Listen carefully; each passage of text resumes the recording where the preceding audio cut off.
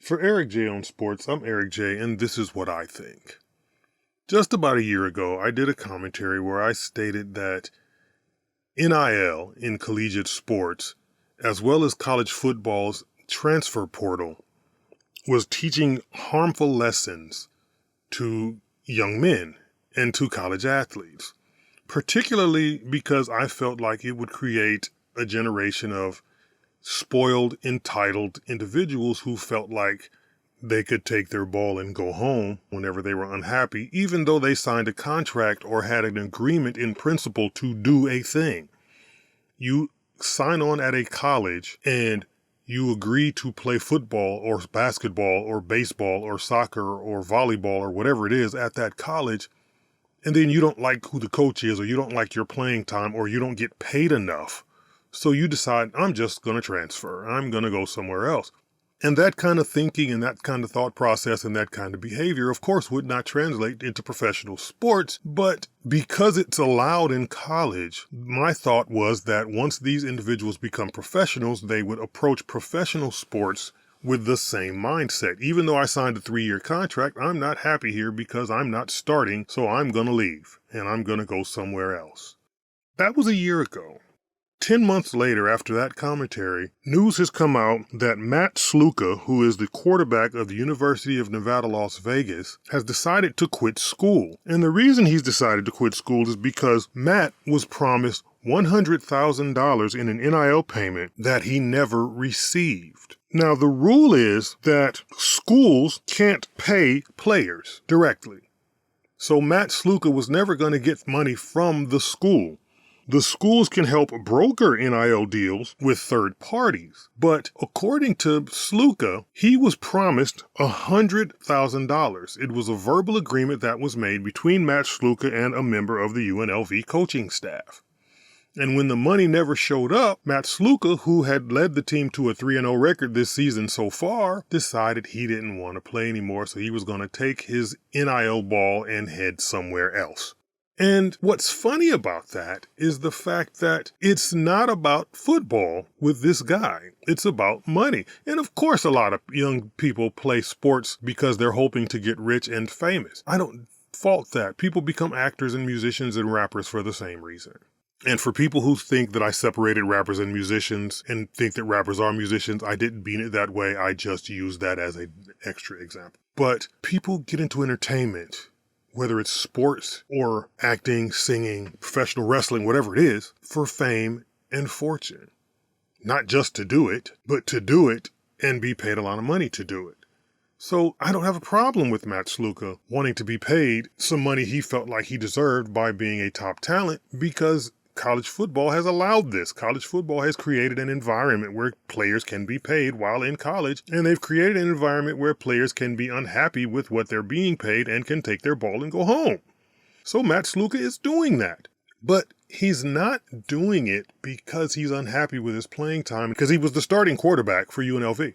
So he's not doing it because he was unhappy with his playing time, and he's not even really doing it because he feels like he could get more money somewhere else.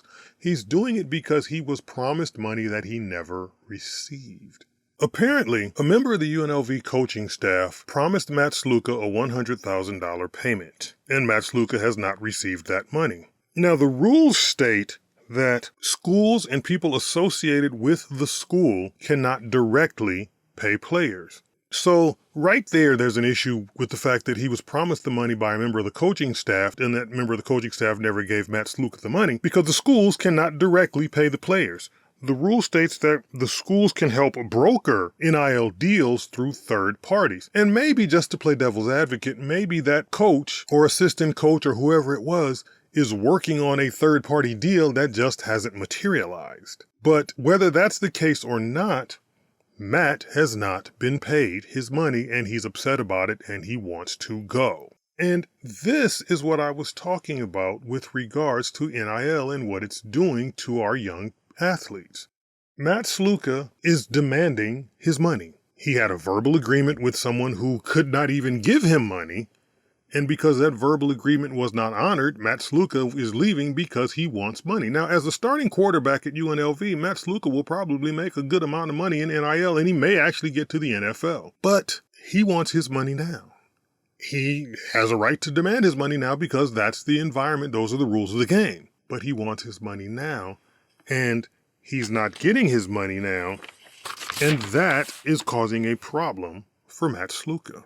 But that's not even the biggest problem for the NCAA with regards to NIL. The biggest problem for the NCAA with regards to NIL is the fact that former athletes are now suing the NCAA for NIL money they feel like they are owed and deserved from their time as college athletes. And this is time before NIL was even a thing. This is time before college athletes were considered commodities, when they were supposedly amateur athletes and they had to keep their amateur standing by not being paid, and a full college scholarship, a career with room and board and food and books and everything that goes with a college education was the pay, with a stipend of a few dollars every week. Former Saints running back Reggie Bush, former Miami Heat guard Mario Chalmers, and former Pro Bowl wide receiver Braylon Edwards, as well as the 1983 NC State college basketball team, are suing their respective universities, in Reggie's case USC, in Chalmers' case Kansas, and in Edwards' case Michigan, for money they feel like they are owed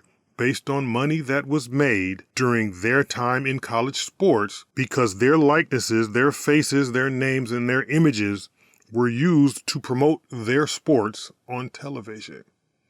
Come and see Reggie Bush and the USC Trojans take on Notre Dame. Come and see Mario Chalmers and the Kansas Jayhawks take on the Kentucky Wildcats. Come and see wide receiver Braylon Edwards and the Michigan Spartans take on cross-state rival Michigan State.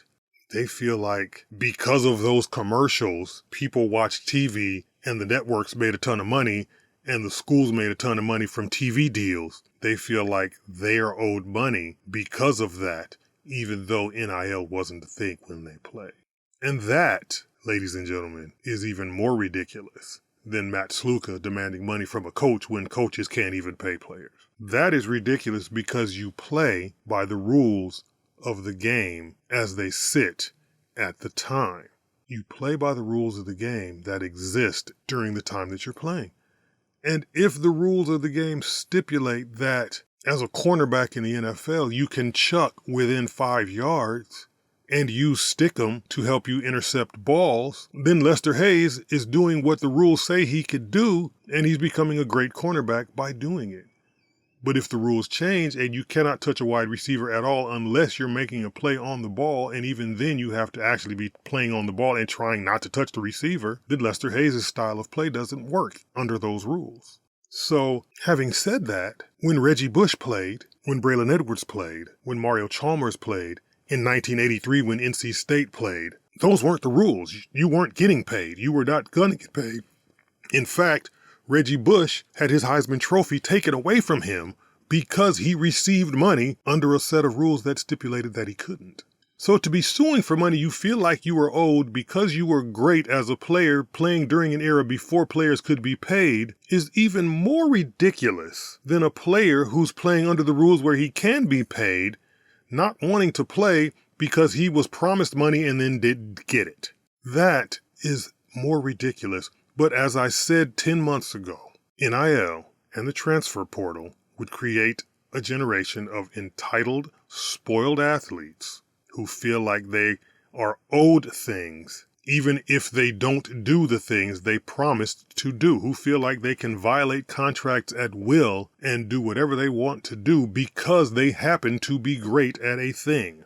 That's what's becoming of our collegiate athletes, and that's what's going to become of our pro athletes who are pro athletes but want to get paid for when they were collegiate athletes because they were great collegiate athletes. That's what NIL is doing. It's creating a legion of spoiled, entitled people. Of course they want to be rich and famous. Of course you play to become a pro to get rich and famous and be able to have generational money.